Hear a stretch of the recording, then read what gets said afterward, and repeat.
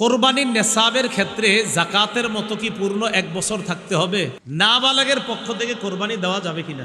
মুসাফিরের কোরবানি, দরিদ্র ব্যক্তির কোরবানির হুকুম, এটা একটু মন দিয়ে শোনেন। কেউ কোরবানির দিনগুলোতে যদি আপনার ওয়াজিব কোরবানি দিতে না পারে, এখন আপনি কোরবানির পশু কিনেন নাই, কোরবানিও দেন নাই, সেক্ষেত্রে আপনি কি করবেন? 10, 11, 12 পরে আপনি জবাই করছেন, এখন কি করবেন?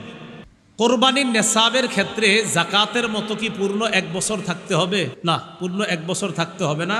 কোরবানির নেসাব শুধুমাত্র আপনার 10, 11, 12 এই 3 দিন জিলহজের। আর জিলহজের 12 তারিখ কি পর্যন্ত জানি? সূর্যাস্ত পর্যন্ত, এই 3 দিন। এবার আসেন নাবালেগের কোরবানি। নাবালেগের পক্ষ থেকে কোরবানি দেওয়া যাবে কিনা? নাবালেগ যদি নেসাব পরিমাণ মালের মালিক হয়, নাবালেগ যদি নেসাব পরিমাণ মালের মালিক হয়, শিশু কিশোর অথবা সুস্থ মস্তিষ্ক সম্পন্ন ব্যক্তি না, এমন ব্যক্তির টাকা পয়সা আছে। একটা ব্যক্তির মাথা ঠিক নেই, 3 তলা 4 তলা বাড়ি আছে, কথার কথা এর নামে আছে, হয়তো অন্যরা তাকে দেখাশোনা করে, তাহলে শিশু কিশোর তাদের টাকা আছে কোরবানি দেওয়ার মতো, নেসাব পরিমাণ মালের মালিক তারা। আরেকজন যার সুস্থ মস্তিষ্ক নাই কিন্তু টাকা আছে, নেসাব পরিমাণের মাল, এই সম্পদ আছে যেটা দিয়ে কোরবানি দেওয়া যায়, তাদের উপর কোরবানি ওয়াজিব না। বলেন তাদের উপর কোরবানি? তাহলে বলেন তো, কোনো শিশুর নেসাব পরিমাণ মাল আছে, কোরবানি ওয়াজিব না। কোনো অসুস্থ যার মস্তিষ্কটা সুস্থ না, তারও নেসাব পরিমাণ মাল আছে, কোরবানি ওয়াজিব। কারণ কোরবানি ওয়াজিবের জন্য শর্ত হলো মস্তিষ্ক সুস্থ হতে হবে, সুস্থ মস্তিষ্ক সম্পন্ন বালেগ মুসলমান হতে হবে।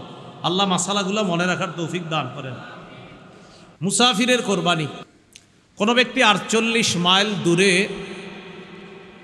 যাওয়ার নিয়তে নিজের গন্তব্য থেকে বের হয়েছে, বর্তমান হিসাব অনুযায়ী প্রায় 78 কিলোমিটারের কাছাকাছি। 78 কিলোমিটার, কিলো যেটা আপনাদের এই রাস্তাঘাটে এখন লাগায় রাখে কিলো, তাহলে 48 মাইল, বলেন 48 মাইল, আর কিলো হইলে প্রায় 78 কিলোর কাছাকাছি। যদিও 72 কিলো অনেকে বলে, কিন্তু আসল সম্ভবত আপনার সঠিক মাসালাটা হবে 78 কিলোর কাছাকাছি হওয়া। এরপর ওলামায়ে কেরাম আছেন, তাহকিক করার তো অবশ্যই সুযোগও থাকে। তো যাই হোক, 48 মাইল তো মনে থাকবে, 48 মাইল এটা ঠিক আছে। তো কেউ 48 মাইল দূরত্বে যাওয়ার নিয়ত করে গন্তব্য থেকে বের হয়েছে, আর কিলো অনুযায়ী বললাম কত, প্রায় 78 কিলোমিটার, এই পরিমাণ যাওয়ার নিয়তে বের হয়েছে, তার উপর কোরবানি ওয়াজিব না। তার উপর কোরবানি ওয়াজিব না, না, তার উপর কোরবানি ওয়াজিব না। এরকম মুসাফিরের উপর কোরবানি ওয়াজিব না। নাবালেগের পক্ষ থেকে যদি বাপ কোরবানি দিয়ে দেয়, কোনো বাবা টাকা আছে, সে তার নাবালেগ সন্তানের পক্ষ থেকে যদি কোরবানি দেয়, হয়ে যাবে, সওয়াব হবে, আদায় হবে। কোনো বাবা তার নাবালেগ সন্তানের পক্ষ থেকে কোরবানি দিলে কোরবানি হয়ে যাবে। বলেন এটা মুস্তাহাব, বলেন হুকুমটা কি? এই আমলটা যে করবে বাবা শিশুর পক্ষ থেকে, এটার নাম ওয়াজিব হবে না মুস্তাহাব?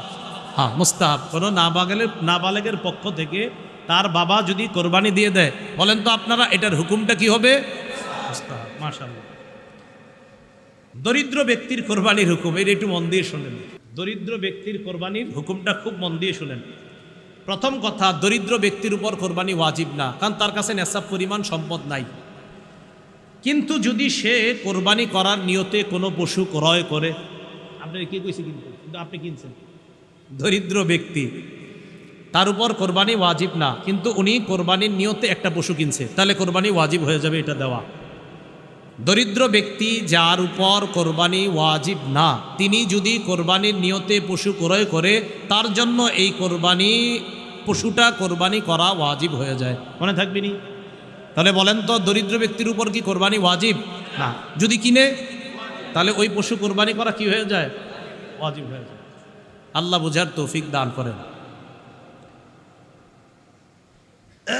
কেউ কোরবানির দিনগুলোতে যদি আপনার ওয়াজিব কোরবানি দিতে না পারে, তার উপর কোরবানি ওয়াজিব হয়েছে 10, 11, 12 সূর্যাস্ত পর্যন্ত আপনার কেউ যদি কোরবানি দিতে না পারে, আবার বলছি, কেউ যদি কোরবানির দিনগুলোতে ওয়াজিব কোরবানি দিতে না পারে, কোরবানি ওয়াজিব কিন্তু আপনি দিতে পারেন নাই, ইতিমধ্যে কোরবানির দিন শেষ হয়ে গেছে, 10 গেল, 11 গেল, 12 চলে গেছে, শেষ, কিন্তু আপনার উপর ওয়াজিব ছিল, দেন নাই, এখন কি করবেন? এখন আপনি একটা ভালো মানের খাসির সমপরিমাণ মূল্য সৎকা করে দিবেন। একটা ভালো মানের খাসির সমপরিমাণ মূল্য, এখনো কিনেন নাই, পশু কিনেন নাই। ও এক্ষেত্রে মনে রাখবেন, আপনার উপর কোরবানি ওয়াজিব, এখনো আপনি পশু ক্রয় করেননি। কোরবানি ওয়াজিব হয়েছে কিন্তু পশু কিনেন নাই। ইতিমধ্যে 10 গেল, 11ই জিলহজ গেল, 12ই জিলহজ চলে গেল। এখন আপনি কোরবানির পশু কিনেন নাই, কোরবানিও দেন নাই। সেক্ষেত্রে আপনি কি করবেন বলেন তো?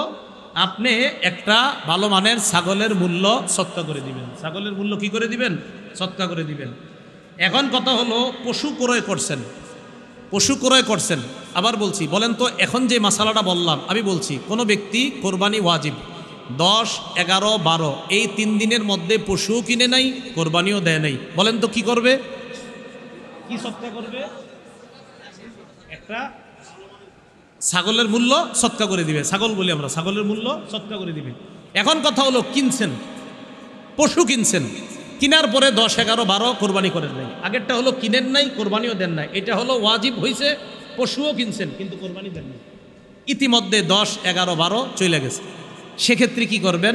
সেক্ষেত্রে ওই জীবিত পশুটাই সৎকা করে দিবেন। সেক্ষেত্রে কি করবেন? জীবিত পশুটা। আবার মন দিয়ে বুঝেন। তাহলে এবার আপনাদেরকে জিজ্ঞাসা করি, কারণ এখানে আরেকটা মাসালা বলবো ইনশাল্লাহ।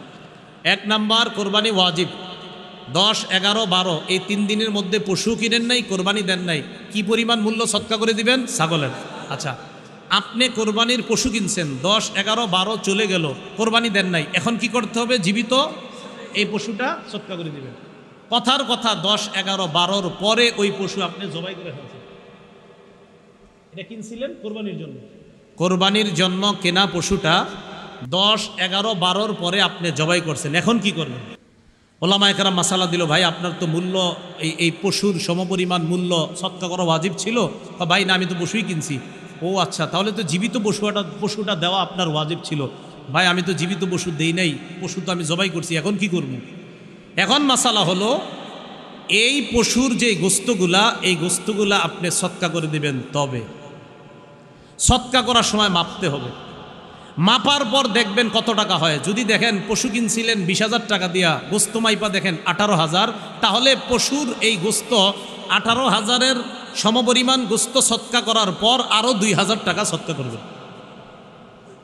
আল্লাহ জানে, বুঝছেন? বুঝছেন, মনে হয় বুঝছেন। বুঝছেন? হ্যাঁ, বুঝছেন না? আচ্ছা, বুঝলে আলহামদুলিল্লাহ। পশু কিনছেন, কেনার পরে কোরবানি দেন নাই, এখন 10, 11, 12 পরে জবাই করছেন। ওলামায়ে কেরাম বলছে, আপনি এটা জবাই করলেন কেন? জীবিত সৎকা করে দিতেন। হুজুর আমি তো ভুল করে ফেলছি, কি করবো এখন? ও আচ্ছা ঠিক আছে, গোস্তগুলাই সৎকা করে দেন। এখন আপনি গোস্তগুলা মাপছেন, মাইপা দেখলেন এই গোস্ত বর্তমানে 18, কথার কথা 18,000 হয়, কিন্তু পশু কিনছিলেন 20,000 টাকা দিয়া, তো 20,000 হইতে আরো বাকি কত? এই গোস্ত সৎকা করার পর আরো 2,000 টাকা সৎকা। বুঝলেন? আচ্ছা আচ্ছা, আল্লাহ বুঝার তৌফিক দান করুন। ঠিক আছে, এই মাসালাগুলো খুব আপনারা মনে রাখার চেষ্টা করবেন।